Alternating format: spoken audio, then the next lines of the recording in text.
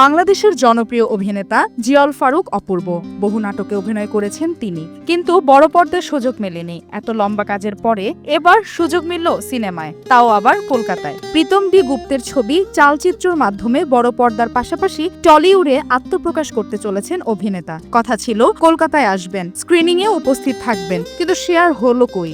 ভারতে আসা হচ্ছে না অভিনেতার।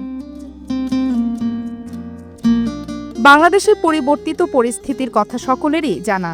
যদিও নিজের সামাজিক মাধ্যমের পাতায় কয়েক ঘন্টা আগেও ছবি মুক্তি নিয়ে লিখেছেন তিনি।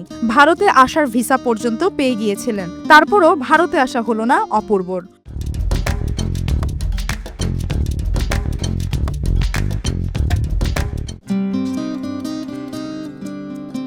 বাংলাদেশে জুলাই মাসের পর থেকে ভারতের সঙ্গে কূটনৈতিক সম্পর্কে বদল ঘটেছে। যদিও দুই দেশের শিল্প ও সাংস্কৃতিক ক্ষেত্রে অবাধ বিচরণ এখনও অব্যাহত। যদিও বাংলাদেশের নতুন সরকার গঠনের পর কলকাতায় চঞ্চল চৌধুরীর পদাতিক মুক্তি পেয়েছিল, সেই সময়ও নিজের ছবি মুক্তিতে উপস্থিত থাকতে পারেননি চঞ্চল।